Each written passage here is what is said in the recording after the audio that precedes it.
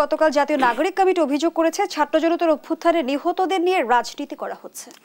আমার মনে হয় থার্ড যে বিষয়টি সেটি হচ্ছে যে দেখুন একটি সফল অভ্যুত্থান হয়েছে, এখন সবাই চেষ্টা করছে বলতে কে মাস্টার মাইন্ড ছিলেন, কে সংগঠিত করেছেন, কারা যোগ দিয়েছেন, কার কতজন লাশ হয়েছে, এইসব এই প্রত্যেকটা ক্লেম আমার মনে হয় অভ্যুত্থানকে ছোট করছে।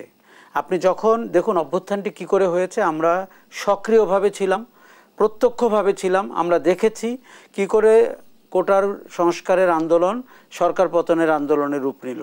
এটির ভেতরে মাস্টার মাইন্ডের অস্তিত্ব আমি খুঁজে পাইনি। এটি কারো স্ক্রিপ্টেড আন্দোলন না, এবং কেউ কি শেখ হাসিনাকে স্ক্রিপ্ট লিখে দিয়েছিল যে উনি রাজাকার বলবেন, তারপরে রাতের বেলা ঢাকা বিশ্ববিদ্যালয়ে মিছিল হবে? কেউ কি আবু সাইদকে বলেছিল তার জীবন দিতে হবে হাত মেলে? তার মানে এগুলো যদি স্ক্রিপ্টেড না হয়, কেউ কি মুগ্ধকে বলেছিল পানি বিতরণ করতে করতে তার মৃত্যু হবে? কিংবা আপনার যদি রেসিডেন্সিয়াল মডেল কলেজের ফায়াজকে কি কেউ বলেছিল 17 বছর বয়সে জীবনটা দিয়ে দিতে হবে? এটি যারা বলছেন তারা ঘটনার অপব্যাখ্যা দিচ্ছেন এবং তারা আবেগ দ্বারা তাড়িত হচ্ছেন, অথবা তাদের কি মানে কৃতিত্ব নেওয়ার চেষ্টা করছেন। একইভাবে আপনি যখন বিএনপি বা জামাত তাদের লাশের হিসাব করে, সেটিও কিন্তু আমাদের কাছে দৃষ্টিকটু লাগছে এবং আমাদেরকে আহত করছে। অভ্যুত্থানের মূল চেতনা হচ্ছে, আমরা বলেছিলাম যে আইয়ের জায়গায় উই, মানে আমি না আমরা। পরবর্তীতে এই ক্লেমগুলো সেগুলো কিন্তু আমি হয়ে যাচ্ছে, তার মানে আমরা অভ্যুত্থান থেকে সরে যাচ্ছি। আমরা যদি ঐক্যবদ্ধ থাকি, এবং আমাদের কিন্তু এক থাকার যথেষ্ট জায়গা রয়েছে, ভিন্ন হওয়ার তো অনেক কারণ থাকতেই পারে, কিন্তু আপনি বিভিন্ন মত পথ মানুষের মিলে যদি আন্দোলন করতে পারেন, তাহলে আন্দোলন পরবর্তী সরকারকে সহযোগিতা করা কিংবা নির্বাচনের জন্য প্রস্তুতি নেওয়ার ক্ষেত্রে আপনি কেন সব মতকে ধারণ করতে পারবেন না? আমরা যদি এই জায়গাটাতে ফেল করি, তাহলে কিন্তু আমরা ইনক্লুসিভনেস জায়গাটাতেই ফেল করলাম। আর এগুলো করে আমরা আন্দোলনের মূল স্পিরিটকে নষ্ট করছি এবং মানুষকে আশাহত করছি, এবং যেটি আমাদের কারো কাজ না। কাজে আমার মনে হয়েছে যে আপনি যদি চেতনার জায়গা থেকে দেখেন, এখনও দেখুন সরকার প্রধান প্রফেসর ইউনূস চেতনার কথা বলছেন, সরকারটি সেই অনুযায়ী কাজ করছে, গতি হয়তো শ্লথ, কিন্তু আপনার নাগরিক কমিটি যেমনটি করে বলেছে আমি কিন্তু তার সাথে একমত যে লাশের হিসাব করা যাবে না। এবং আমি এটিও মনে করি সরকারকে দ্রুত গতিতে সামনে এগোতে হবে। দরকার হলে আপনাদের এই অনুষ্ঠানে আমি অনেকবার বলেছি, আপনি উপদেষ্টার সংখ্যা দ্বিগুণ করুন, আপনি আরও তরুণ মানুষকে সংযুক্ত করুন। আপনি দয়া করে অবসরপ্রাপ্ত সচিবদের দিকে আপনি আর যাবেন না, তারা কেউ কেউ তাদের কর্মক্ষমতা নিয়ে নিজেরাই প্রশ্ন করবেন হয়তো। আপনি তরুণ মানুষদেরকে নিন, প্রাইভেট সেক্টর থেকে নিন, আপনি ইনোভেটরদেরকে নিন, ক্রিয়েটিভ মানুষকে নিন, আপনি যারা স্টার্ট আপ চালায় তাদের নিন, যাদের ম্যানেজমেন্ট ক্যাপাসিটি আছে তাদের নিন। তার মানে হচ্ছে যে আপনি এক ধাক্কায় আপনার কর্মক্ষমতা দ্বিগুণ করে ফেলুন। কেননা কিছু মানুষকে নিয়োজিত হতে হবে অপরাধীদের খুঁজে বের করতে, কিছু মানুষকে নিয়োজিত হতে হবে সংস্কারগুলোকে বেগবান করতে, কিছু মানুষকে নিয়োজিত হতে হবে নিহতদের তদারক, পরিবারের তদারক করতে, আহতদের চিকিৎসার দেখভাল করতে। তখন মনে হবে যে গণতন্ত্রের একটি যাত্রা আমরা শুরু করলাম, গণতান্ত্রিক অধিকারের একটি যাত্রায় আমরা সামিল হয়েছি, একভাবে যেমনটি করে আমরা অভ্যুত্থানটি করেছি। যুক্তরাষ্ট্রের থিঙ্ক ট্যাঙ্ক সংস্থা উইলসন সেন্টারের পরিচালক মাইকেল কুগলম্যান টাইম ম্যাগাজিনকে বলেছেন, বাংলাদেশের রাজনীতিতে শেখ হাসিনার প্রত্যাবর্তন শুধু সম্ভবই নয়, খুবই সম্ভব। আসলেই কি তাই? এটি ডিপেন্ড করছে অন্য অনেক কিছুর উপরে।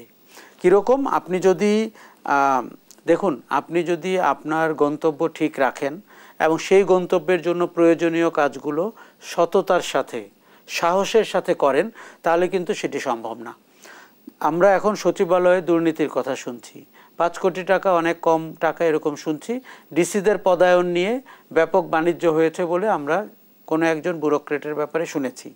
সরকারকে জিরো টলারেন্সে যেতে হবে। সচিবালয়ের ব্যক্তিবর্গ যারা আওয়ামী লীগের সমর্থক এবং তাদের কর্মীদের মতো ছিলেন তাদেরকে বিদায় করে দিতে হবে। কিচ্ছু যায় আসে না, এবং কার কি শিক্ষাগত যোগ্যতা এগুলো আপনার বিবেচনা করলে হবে না। আচ্ছা, দ্বিতীয় হচ্ছে যে আপনি সততার সাথে সাহসের সাথে সংস্কার করছেন কিনা।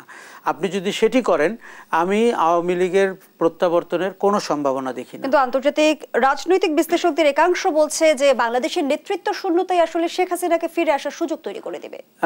দেখুন, দূরে বসে ওয়াশিংটন ডিসিতে বসে অনেক কথা বলা যায়। বাংলাদেশের প্রকৃত পরিবেশ পরিস্থিতি তারা কতটা বোঝেন আমি জানি না। এবং শেখ হাসিনার নেতৃত্ব হচ্ছে দুর্নীতির নেতৃত্ব, শেখ হাসিনার নেতৃত্ব হচ্ছে স্বৈরাচারী শাসনের নেতৃত্ব, যিনি তার বাবার নামে ব্যবসা করে আপনার পালিয়ে গেছেন। আপনি জানেন যে তার বাবার মৃত্যুবার্ষিকী 100 বছর পূর্তি করা হয়েছিল 1টি বছর, সেটিকে 2টি বছর করেছেন, তারপরে সেটি এখন 4র্থ বছর চলছে। এই ধরনের অপকর্ম যিনি করেন তার আসলে কি কোনো নেতৃত্বের গুণ ছিল? তিনি যেভাবে রাষ্ট্রকে অকার্যকর করেছেন তার শাস্তি কী? তিনি যেভাবে সব মানুষকে দুর্নীতিগ্রস্ত করে বাংলাদেশের ভোটের অধিকার কেড়ে নিয়েছেন তার শাস্তি কী? যে ভদ্রলোক এই নেতৃত্বের গুণাবলী বলছেন তিনি কি এগুলো বোঝেন যে নির্বাচন বানচাল করা হয়েছিল, রাষ্ট্রের প্রত্যেকটি প্রতিষ্ঠানকে অকার্যকর করা হয়েছে, নির্বাচন কমিশন, দুর্নীতি দমন কমিশন, প্রশাসন, পুলিশ, সেনাবাহিনী, সবাইকে। এইরকম নেতৃত্ব আমাদের দরকার নেই।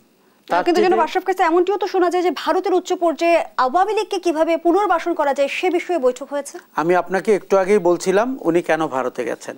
কেননা ভারত তার সাথে, আপনি ভারতকে এমনভাবে সুবিধা দিয়েছিলেন যে সুবিধা ভারত প্রত্যাশাও করেনি। ভারত একটি রাষ্ট্রের সাথে যে সৌহার্দ্যপূর্ণ সম্পর্ক থাকে আমরা সেটি ভুলে গিয়েছিলাম।